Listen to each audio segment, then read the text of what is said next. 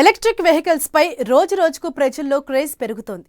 ప్రభుత్వం కూడా ప్రోత్సహిస్తుండటంతో ఛార్జింగ్ స్టేషన్ల అవసరం ప్రస్తుతం భారీగా పెరిగింది. ప్రస్తుతం పెట్రోల్ బంకులు, మెట్రో స్టేషన్ల వద్ద ఈవీ ఛార్జింగ్ స్టేషన్లు ఏర్పాటవుతుంటే, మరోవైపు కొత్తగా డెవలప్ అవుతున్న రెసిడెన్షియల్, కమర్షియల్ ప్రాజెక్టుల్లోనూ ఈవీ స్టేషన్లు ఏర్పాటు చేస్తున్నారు రియల్టర్లు. పర్యావరణ పరిరక్షణే లక్ష్యంతో పాటు నిర్వహణ వ్యయం తక్కువగా ఉండటంతో ఈవీ వైపు మొగ్గు చూపుతున్నారు జనం.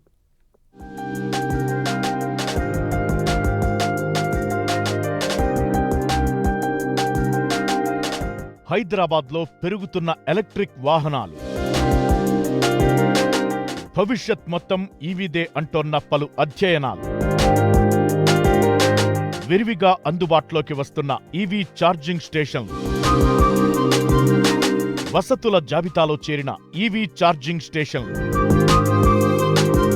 తెలుగు రాష్ట్రాల్లో మెల్లమెల్లగా ఎలక్ట్రిక్ వాహనాల వాడకం పెరుగుతోంది. ముఖ్యంగా హైదరాబాద్లో ఈవీకి డిమాండ్ భారీగా పెరిగిందని, 2030 నాటికి ఈవీ వాటా 40% చేరొచ్చని పలు సంస్థల అధ్యయనాల్లో తేలింది. దీంతో రియల్టర్లు కూడా కొత్త ట్రెండ్కు శ్రీకారం చుట్టారు.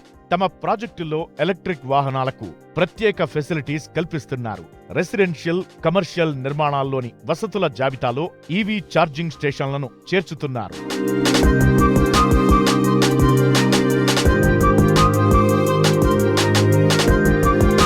గత కొన్నేళ్లుగా దేశంలో వాహన ధరలతో పాటు ఇంధన ధరలు కొండెక్కాయి. దీంతో ప్రజలు కాస్త ధర ఎక్కువైనా ఎలక్ట్రిక్ వెహికల్స్ పై ఆసక్తి చూపుతున్నారు.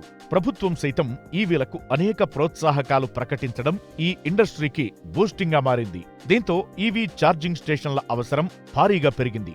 ఇప్పటికే పలు ప్రాంతాల్లో ఈవీ ఛార్జింగ్ స్టేషన్లు ఏర్పాటు కాగా, ప్రస్తుతం రియల్టీ రంగంలోనూ ఈ ట్రెండ్ మొదలైంది.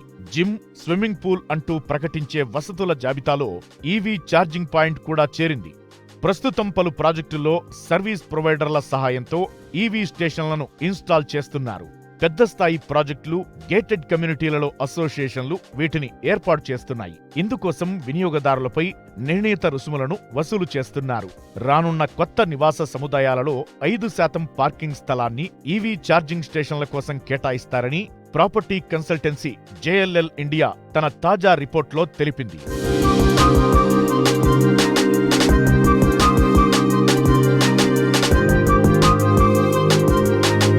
ఇక ఐటీ సంస్థలతో పాటు ఇతర సంస్థలు తమ పార్కింగ్ స్థలాల్లో ఎలక్ట్రిక్ వాహనాల ఛార్జింగ్ పాయింట్లను ఏర్పాటు చేస్తున్నాయి. కొత్త ప్రాజెక్టుల్లో పార్కింగ్ స్థలాలు కేటాయించడం, అక్కడ ఛార్జింగ్ పాయింట్లు ఏర్పాటు చేయడంతో ఆ ప్రాజెక్టులో ప్రాపర్టీ ధర 2% నుంచి 5% వరకు అధికంగా ఉంది. ఛార్జింగ్ స్టేషన్ల ఏర్పాటు అనంతరం వినియోగదారుల నుంచి ఆయా సంస్థలు కొంత మొత్తంలో నిర్ణీత రుసుములను వసూలు చేస్తున్నాయి.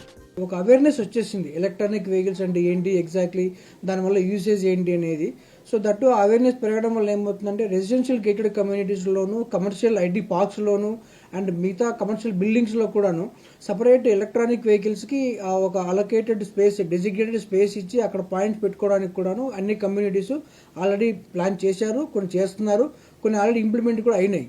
సో ఈవీ పెరగడానికి కారణం ఏంటి అని అంటే, బేసికల్లీ ఇప్పుడు పెట్రోల్ అవ్వచ్చు, డీజిల్ అవ్వచ్చు, ఏదైనా అవ్వచ్చు, కన్సంప్షన్ అంటూ ఎన్వైరన్మెంటల్గా కూడాను సబ్సిడీస్ అవ్వచ్చు, డిస్కౌంట్స్ అవ్వచ్చు, encouragement for the EV vehicles అవ్వచ్చు, ఇవన్నీ ఫ్యాక్టర్స్ చూసుకొని కూడాను అంటే ఎక్కువ మంది కూడా కొనుక్కొని వాళ్ళకి ఈ మధ్య అఫోర్డబుల్ వస్తుంది, ప్లస్ ఎన్వైరన్మెంటల్ పొల్యూషన్ ఏరియాలో కూడా అందరికీ సేఫ్గా ఉంటుంది కాబట్టి కూడా ఆలోచించే వాళ్ళు ఎక్కువయ్యారు. ఈవీ స్టేషన్లో ఉన్న ఆఫీస్ స్పేస్లకు కూడా ప్రస్తుతం భారీ డిమాండ్ ఏర్పడింది. కొందరు స్థల యజమానులు వినియోగదారు రుసుముతో ఈవీ స్టేషన్ల సౌకర్యాన్ని ఏర్పాటు చేస్తున్నారు. మరికొందరు ఛార్జింగ్ సర్వీస్ ప్రొవైడర్లకు భూమిని లీజుకు లేదా రెవెన్యూ షేర్ మోడల్ ద్వారా వీటిని ఏర్పాటు చేస్తున్నారు. రాబోయే రోజుల్లో ఎలక్ట్రిక్ వాహనాల వాడకం పెరగనుండటంతో న్యూ రియల్టీ ప్రాజెక్టులన్నీ ఈవీ ఇళ్లుగా రూపొందే అవకాశముందని ఎక్స్పర్ట్స్ అంచనా వేస్తున్నారు.